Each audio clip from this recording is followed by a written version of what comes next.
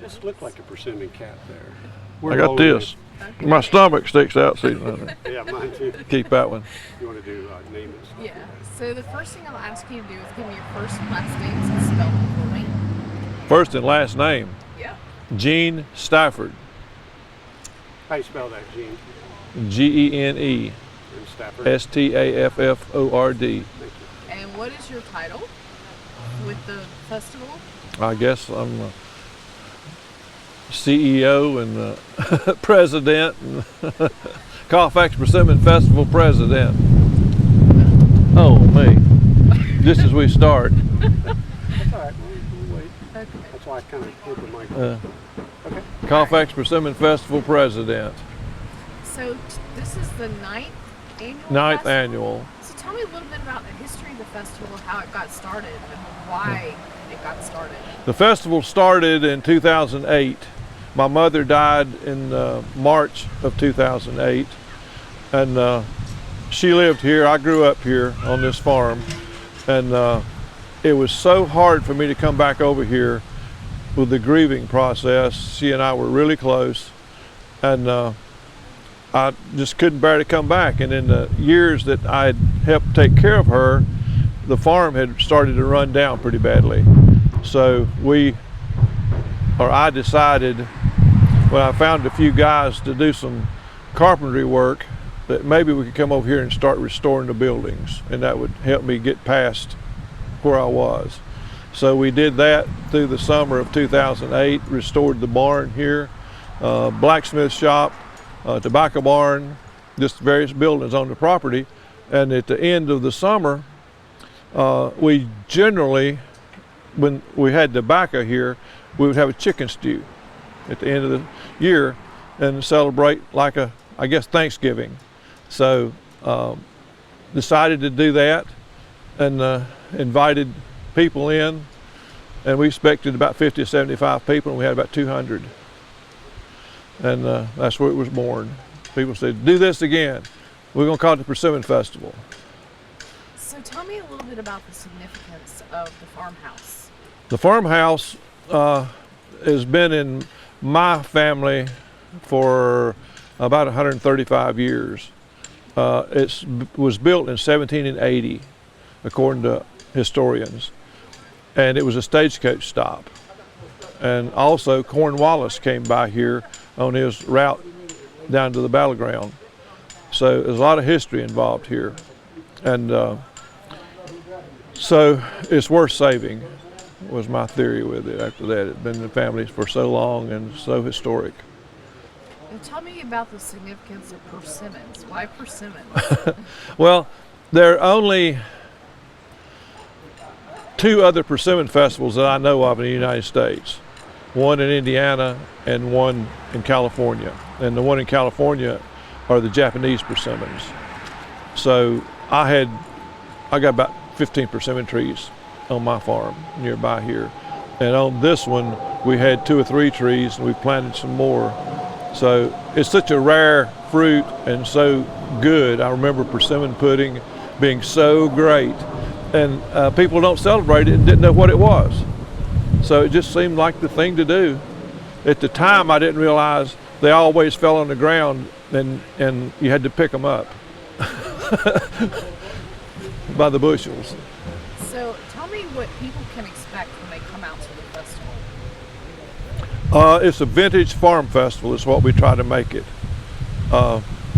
We have demonstrations of everything from Mike Hill doing flint knapping, Randy Everett has chainsaw art, we have molasses making, apple cider, Revolutionary War, Civil War camps, just things from the history of the area and the farm. Blacksmith shop, my grandfather was a blacksmith, so we have a blacksmith shop out there, and we have a blacksmith with a portable blacksmith shop out there today. A little bit of everything. What do you think it is that makes this festival so unique? That, what I just told you, it's so different because we don't have aluminum siding or window salesman or anything like that. All of our vendors are artists or craftsmen, and it's a different festival from that. We don't take just anybody in as far as a vendor. Then the demonstration people are special people too. The hit and miss machines are here today. Our car show is generally a Model A show. They aren't here this year because they had another engagement, but we try to do vintage with everything like that. So what kind of reaction do you get from people who come out to the festival?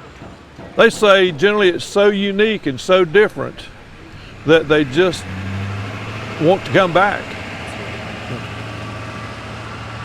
Tractors. Okay, good.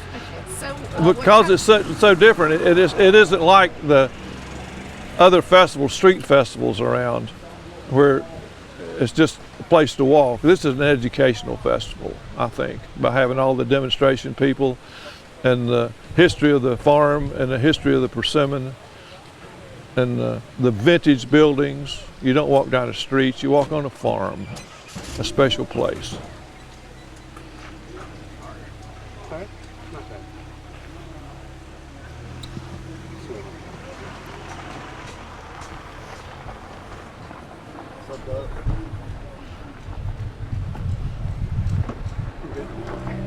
So tell me, what is your favorite persimmon product? Persimmon pudding, there's no question. Persimmon pudding is the fruit of the gods. What do you think makes it so special? It's probably background, heritage again, but it's just delectable to me. It's just very tasteful. It's perfect. And you're going to have some people here today that have persimmon pudding Right. for sale. But we can't make enough persimmon pudding. We found that out. So what we do generally, cut the persimmon into pudding into squares and sell the squares so people can at least get a taste. And we sell a few whole puddings, but I don't know how many we'd have to make, 500, 1,000, and you can't do it. It'd have a walk-in cooler. It'd be amazing what it would take. Why do you think this festival's important to Colfax? Well, it's the only one. How's that? There's no other festivals, no persimmon festivals, of course, and other festivals. There are festivals in Greensboro, Kernersville, Oak Ridge, various places, but this is the only one that's actually a rural farm festival, and we're trying to save the historic farm with this festival. It's can't raise tobacco or anything like that anymore, corn and stuff, enough to pay for it. So. And it's Colfax, right? Colfax, not Colfax. It's not Colorado or Collards, it's Colfax. No. I know, that's what I was telling Bob. You have to drag it out too, Colfax. I think we're good. Yeah, that was great. Did I do good?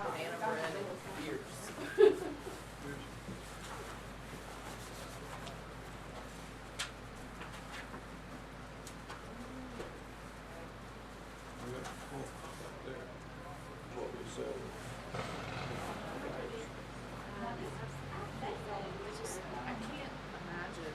I mean, my grandmother made it. It just seems kind of labor intensive. I don't remember them having seeds. I don't remember them even having seeds. Yeah, they got seeds. Did we eat them? We must have eaten the seeds too. Because we just eat the whole thing.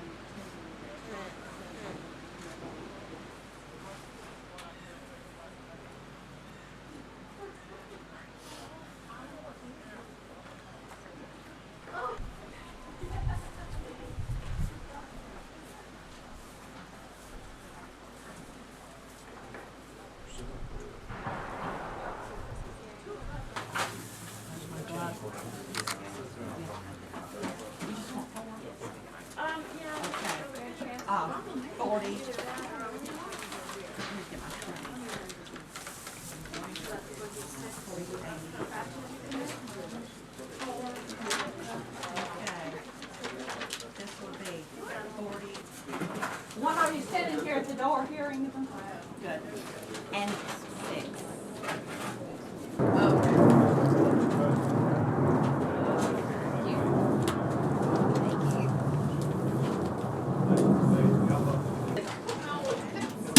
There you go. Yeah. But, yeah. You want any pulp? Okay, so, okay, thank you. I tell you what we can do is, to assure that we won't run out, we can sell it to you and we can put your name on the bag and put it in the freezer. Just put it back in the freezer. Or we can, yeah, okay. It's right around here. It got moved. It blew away. Oh, I tell you what, put it in the front of that building that, right down there against it, we can see it from here and we can point people to it because they'll be wanting it. Okay. You know what, I'm gonna let you take your cooler right here. Okay, the lady over there has her cooler. Yeah. And she's got paper. Yes. I mean, Kirby. Yes, ma'am.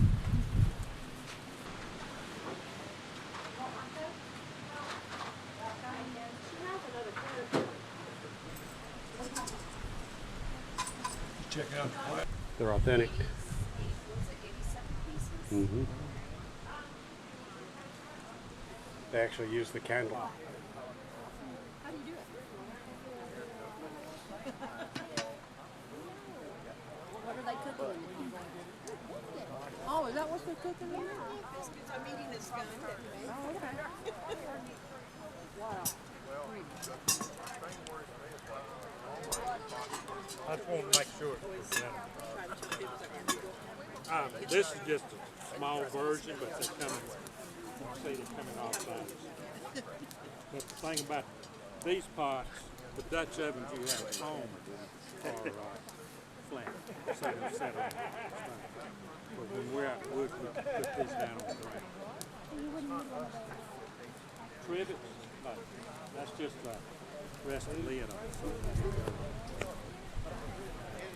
this is barbecue, stew, hot dog. This is a trivet you set in fire. But the good thing about these Dutch ovens, they're called Kent Dutch ovens. Have 3 little legs on the bottom. So when you put your coals on the ground, you have air circulating. Then the pot has this little rim around it. I mean, the lid has this little rim around it. So when you put coals on top, they don't slide off. That's what holds it on. Now, another known little piece of trivia that you can't do anything with, but it's neat. Paul Revere's one that they credit with coming up with this. No way. Actually, I could probably use that for doing all that stuff they use social studies. Yeah. There's one you can have it too. Yeah, that would be Yeah, a But- actually, The Dutch did not invent the Dutch oven. The reason they call them Dutch ovens is because the Dutch would buy these and then they would trade them to the natives up in where they were. I've got 2 of those trivets right Oh, have you? there. Yeah, now get me a little pot. And yeah, and you can make some biscuits. Now you can make it good. But they come in different sizes. The 8, I don't use very often. If I use that 8, yeah, I am. Oh, really? Yeah. Yeah, just So you know, another neat wear. Of course, I've got and a they'll come pants. back and I'll give them a slice. A lot of guys just wear a breechcloth. And Philip only Well, this area is Scottish, Irish, British. A lot of lamb, a lot of mutton. If you look at the old cookbooks from the 1600s all the way through the 1800s, a lot of mutton. But because the cow was a little bit more important than just making steaks. They ate more veal than they did beef. what they used to say about Because once they had the calf, the only thing that Colin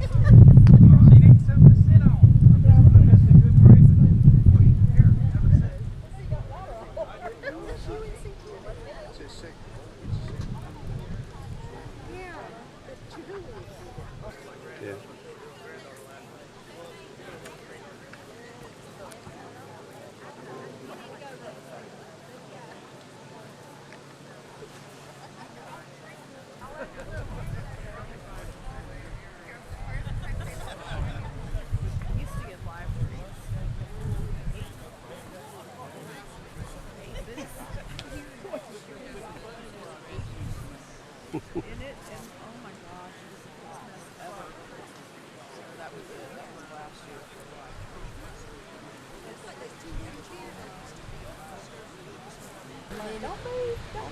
These crazy ones.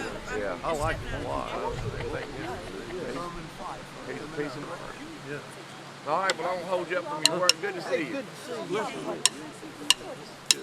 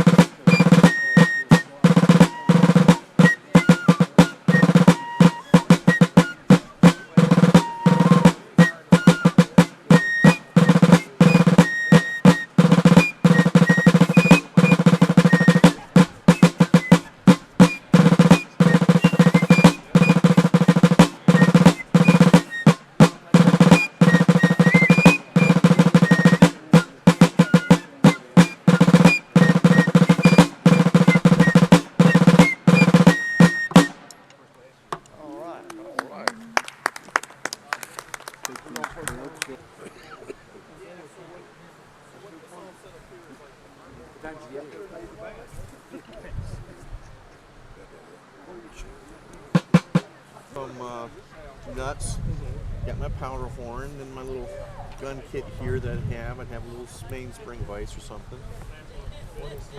And what that does is that hooks up into the lock area and allows me to do some changes. If I got something broken on the inside or I need to clean it, I can get this set up instead of using a pair of pliers to get in there. And then I got my little priming horn if I need it. Everything's set here, and of course I've got my axe, my tomahawk, my water, and my fire starting kit. So I'm out there, and one of the things that a lot of people don't realize. Yes, sir. I'm not underwater right now either, so That's true. Okay, so I think we're all set. All right. You'll just look at me. Okay. And I mean, you can keep working. Is it okay if he keeps working? Yeah. Okay. So the first thing I'll ask you to do is give me your first and last names and spell them for me. First name is Philip, it's spelled with one L, and last name is Wallace, W-A-L-L-I-S. So tell me what you do here at the festival. What we do here, we're supporting Dennis. This is a representation of a colonial, say 18th century, 1700s family encampment. As people advanced throughout the country, they didn't just carry wagons with them or things like that. They moved on foot, so they lived a lot of tent living, and everything that they ate was cooked over an open fire. So we attempt to recreate that happening. I'm the cook, they're the bakers.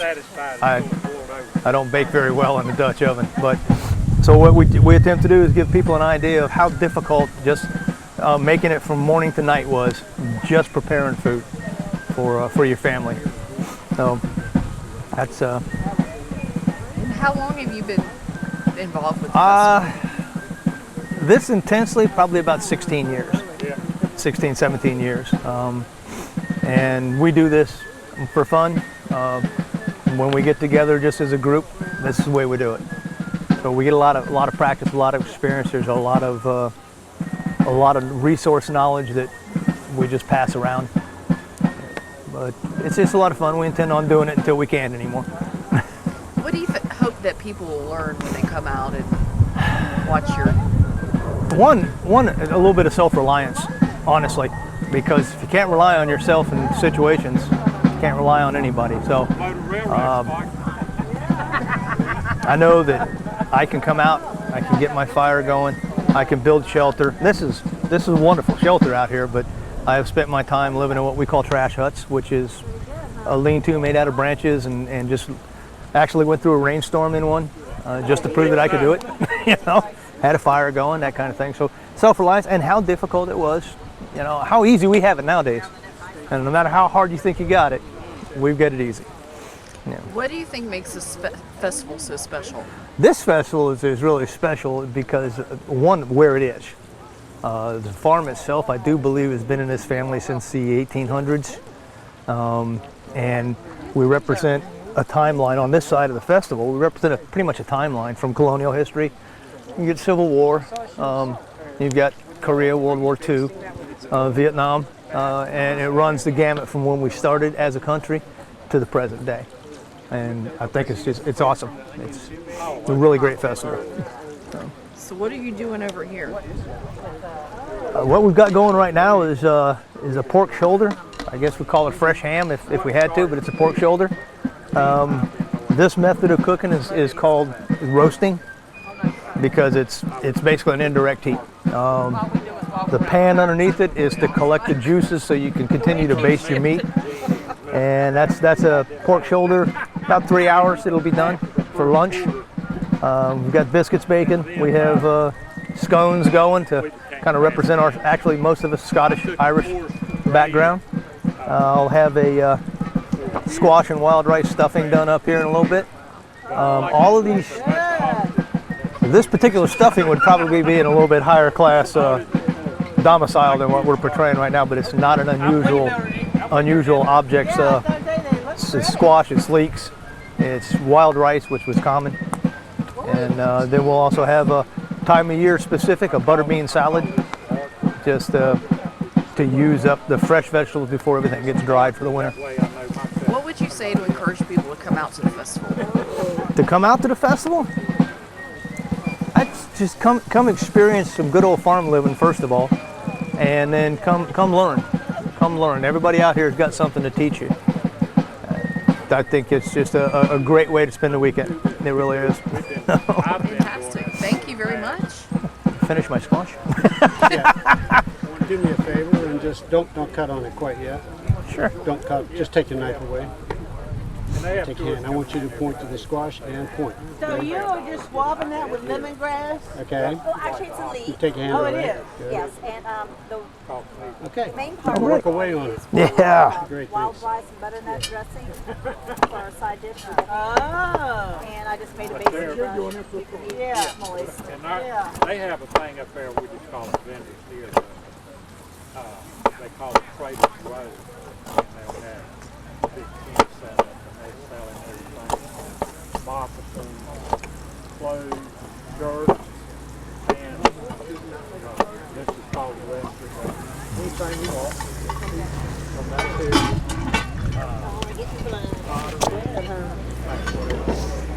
What's that, baby?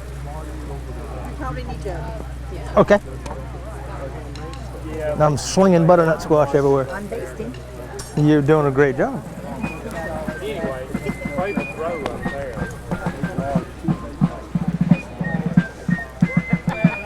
Oh yeah, I'm rotating her all the way around. But what I use it for, Yeah, exactly. Wow. I'm about hungry.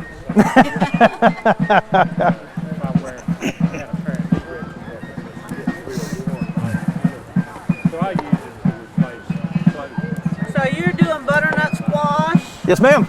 We'll go up there. Actually, one of my favorite little squashes. I really. Oh, you're the one I did last time. Kinda like came right out of it.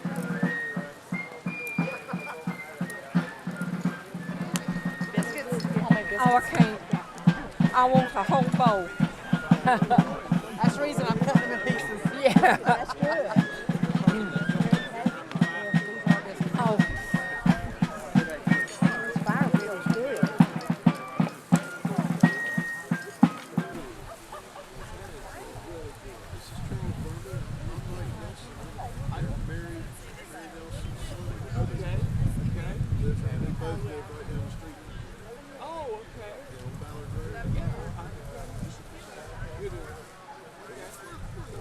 You're local, that's good. Are you local? I'm Trinity. I'm trying to local, yeah.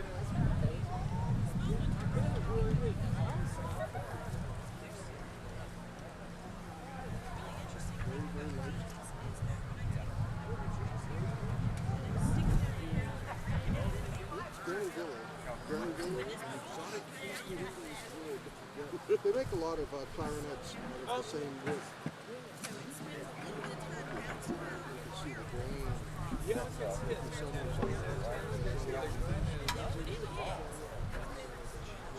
This is a very good one.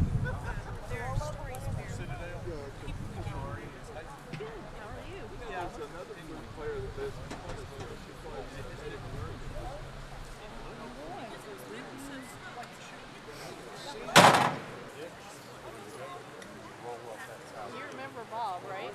And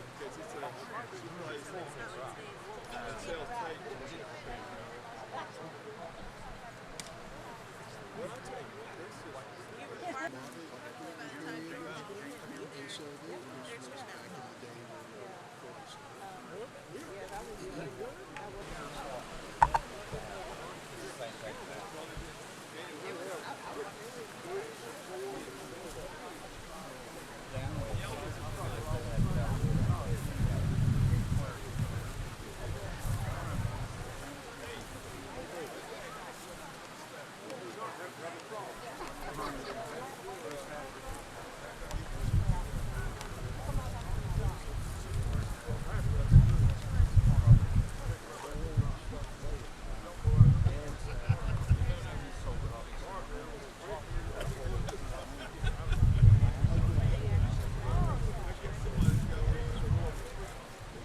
Automatic too, isn't it?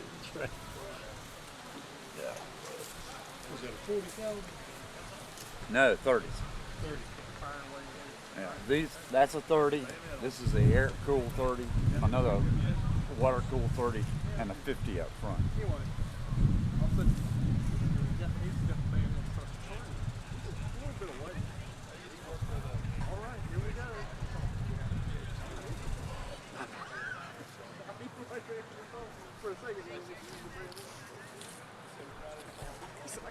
I mean, just playing in, get that close. That's not good. Looks kind of like the old westerns too. Like as good as empty. Yeah. Well, that's because they shoot Didn't know where else to put the cockade.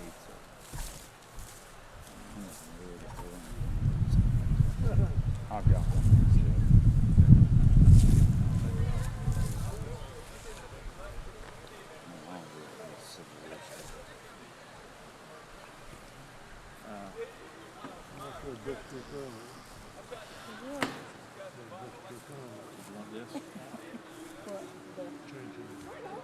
The one she made.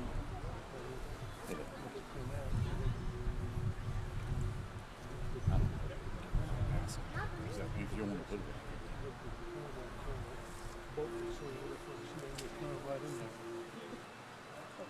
busted. I thought it was busted.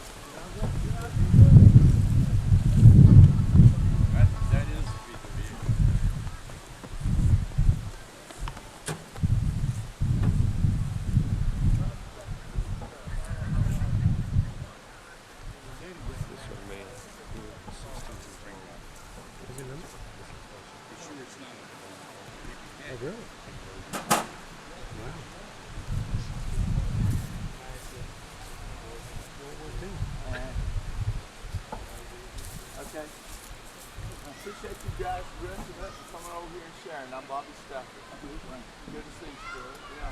Good to let you know. Good to be here. How you doing? Nobody. They don't know he does that. You know this guy doesn't. You know this guy doesn't play. Sure. So just well, you want to do some of your impression for these people right here. Alright, so just first thing I'll ask you to do is give me your first and last name to spell it for me. Jeb Brandt, JEBBRANDT. And what do you do here at the festival? Well, we're here to represent World War II Pacific Theater. Me specifically, I'm representing a U.S. Navy FMF Corpsman. The FMF stands for Fleet Marine Force. My father is representing a typical Marine in the Pacific Theater during the island hopping campaign. The Marine Corps did not have their own medical personnel during this time and still today, so the Navy has to provide them with their own. So I understand that you do a very good impersonation, so I'm going to let you just do your thing and show us what you do. Okay. So, caught me at a kind of awkward time. Haven't really completely finished setting up, but the corpsman would have to carry just about everything with them. Lots of bandages, morphine, different things of that sort. The Marines were kind of given the leftovers, so it's not uncommon for them to be left with the World War I gear, so sort of out of date. They were still fighting with Springfields during that time, even though the Army had their M1 Garands. Let's see. They had just way outdated stuff. Just give me one moment. Something to find. Anyway. So typically, this is dyed bandages. So whenever they get wounded, it won't be just like this giant white bandage on themselves. Also later in the war, they realized that white t-shirts were not a great idea. So they switched to the green t-shirt later on.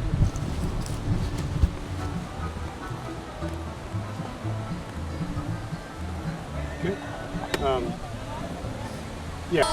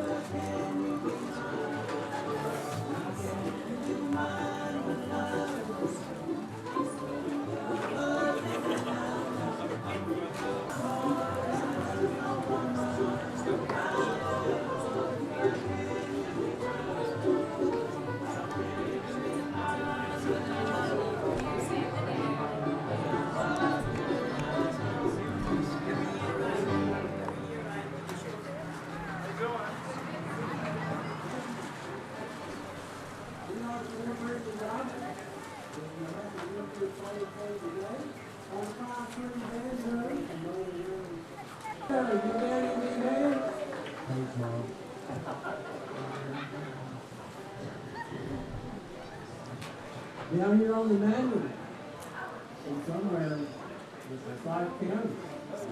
Good morning.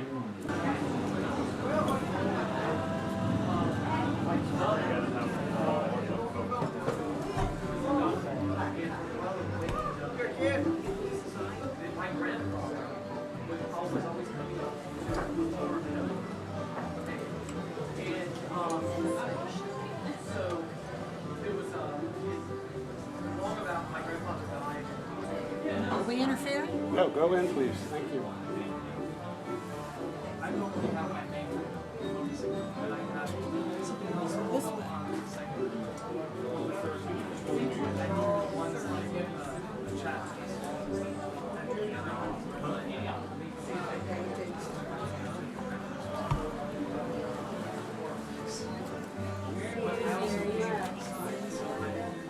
This way. Thank you.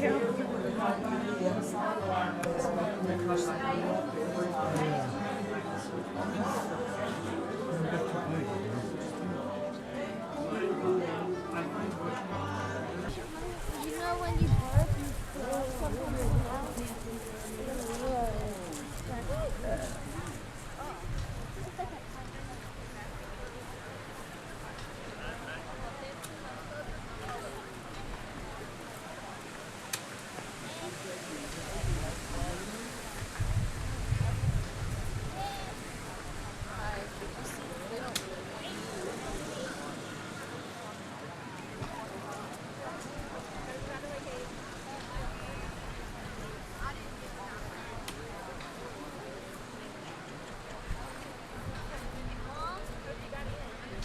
Why are those things on that arrow?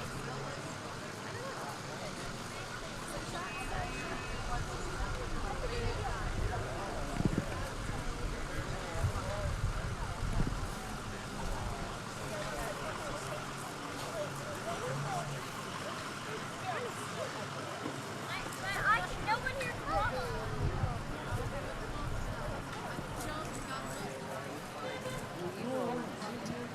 Bring my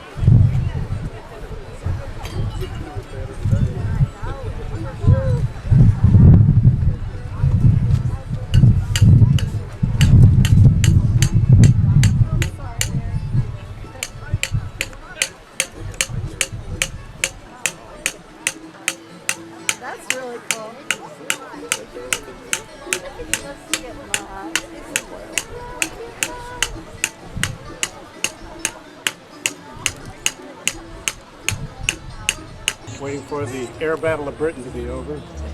Okay. All right, Captain, we're good. Okay, so the first thing I'll ask you to do is give me your first and last names and spell them for me. Okay. Go ahead. First name is Craig, C-R-A-I-G. Last name is Bodenheimer, B-O-D-E-N-H-E-I-M-E-R. And what is your trade? We actually have a farm. There's my full-time job, and then I enjoy doing the metal fabricating and the woodworking as a hobby and a sideline. So you have, all of the items that you have here for sale made out of persimmon wood? The majority of them are here today because of the Persimmon Festival. I do specialize in black walnut, oak, and some southern yellow pine. Now I was surprised to find out that people made things out of persimmon wood. I get that a lot, yes ma'am. I think probably the reason for that is because the persimmon tree in this area is fairly rare. A lot of them have aged out and died. We only were blessed with a few on our farm, and sadly some of them have died, and so I utilize them as best I can. What do you think it is that makes persimmon so unique? The taste of the fruit is definitely an acquired taste. Again, the wood is rare, and it's an easy working wood, and it tends to have a lot of character to it when finished correctly. So what are some of the more unique items you have here today? Probably my most unique is a replica of an old milking stool with persimmon top, and then I enjoy mixing the medias, the metal working and the woodworking. So a more unique item would be my small footstools, and I try to repurpose farm equipment pieces for my base, and then I add the persimmon top. Have you been coming out here every year for the festival? We missed the very first year, but we've been coming ever since, which is about 8-9 years now. And what would you say to encourage people to come out to the festival? The family atmosphere. Today we're blessed with great weather, good people that put on the festival, good people that attend the festival, and such a great variety of vendors, the reenactors, the food, and the area in general. Good.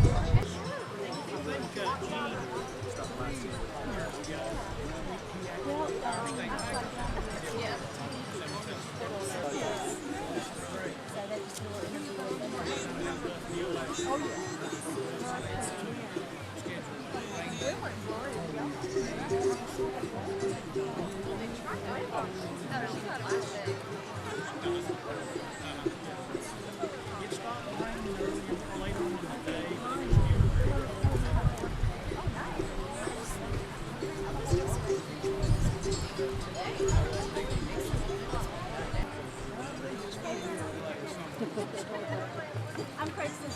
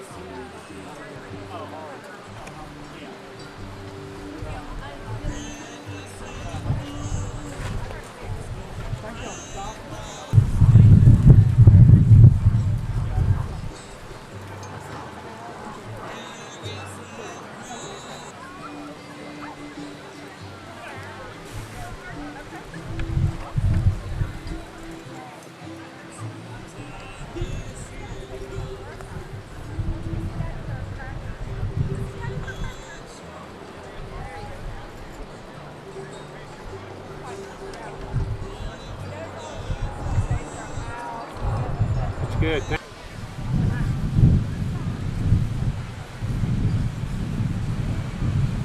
got it.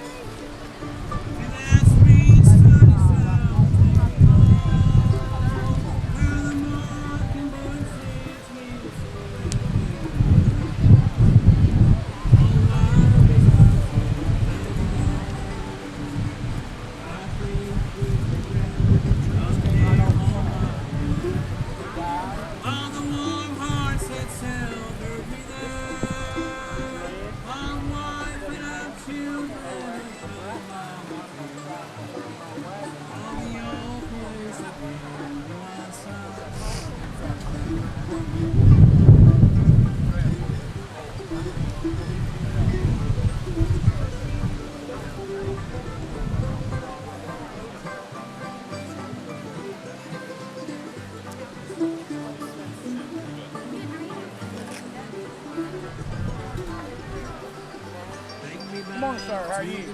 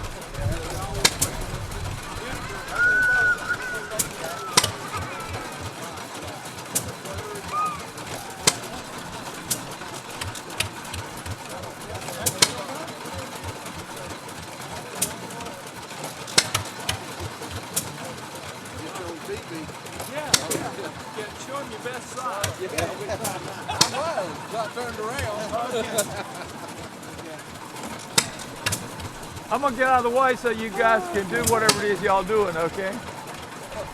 We need some kids now. You need some kids, yeah? It's all gone. There's 2 kids.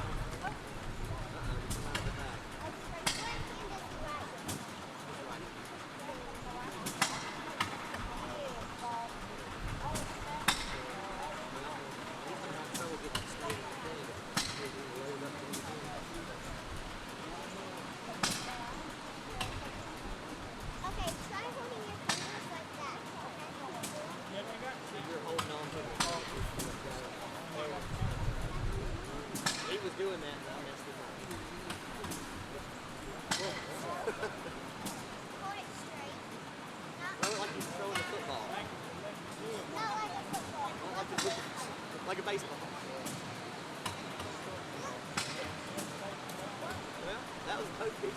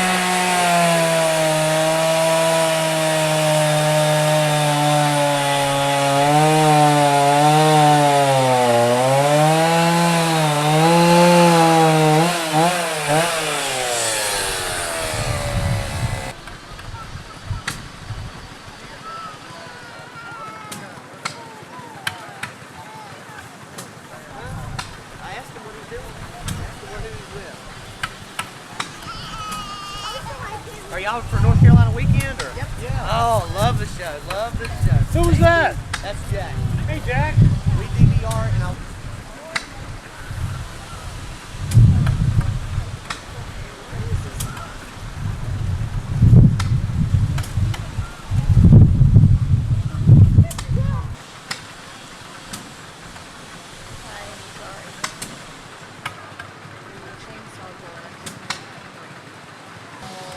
I'm not sure how much longer we might be here.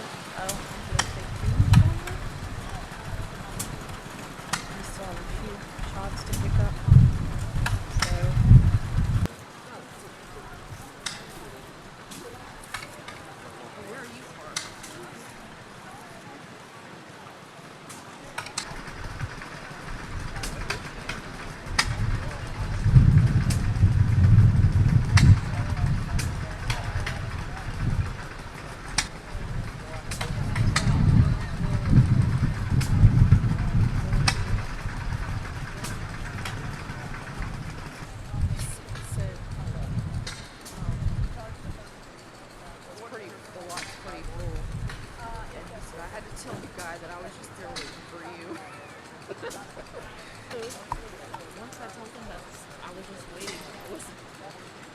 taking a shuttle to come up.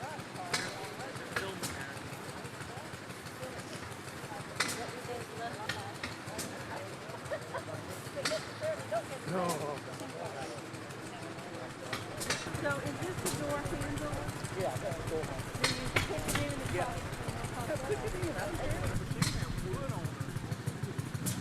Sorry, it doesn't want to write very well. See what I'm talking about? Can't.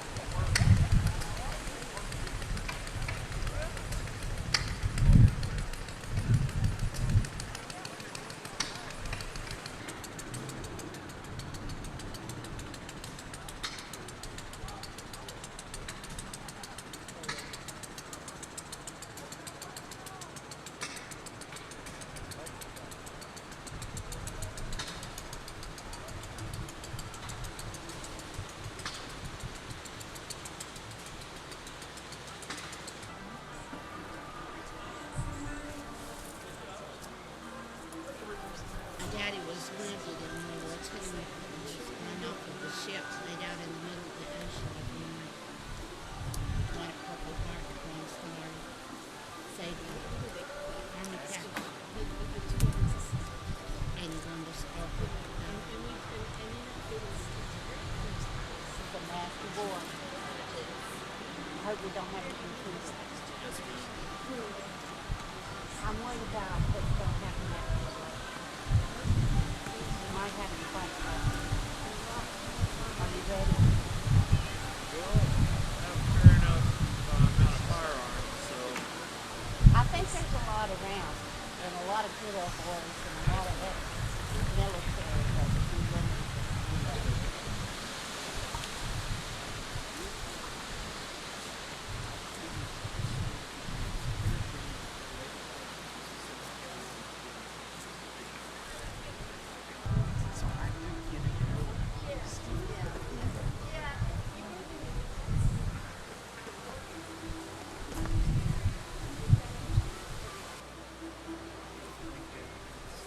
It's very politically incorrect. I don't know. Like I said, we found this one. We're trying to put together a kit. That's one that makes a nice good series antique shops and stuff that people wouldn't normally pay attention to. That's where we got a lot of this stuff. Go ahead. Well, thank you. Bye.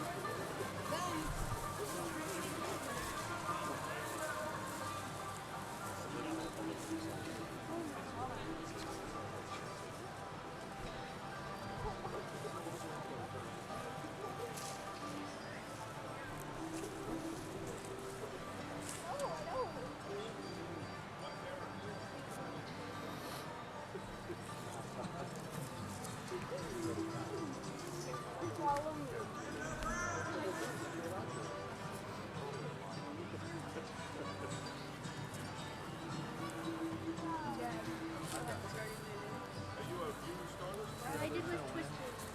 No, there was wind earlier and it wasn't moving.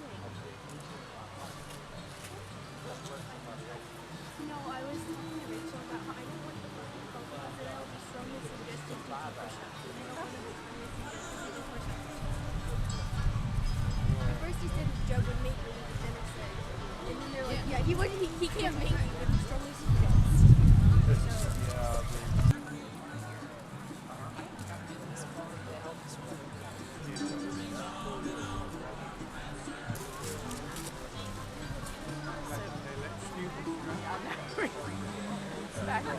Back in the old days.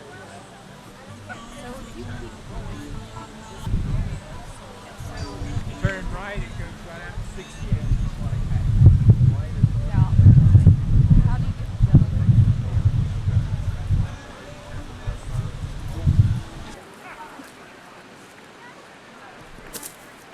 That's good. It's staying. That's all I care about.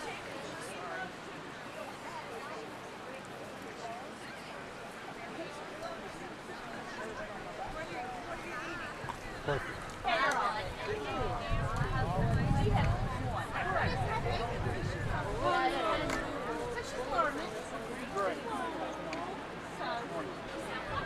Can I take y'all's picture?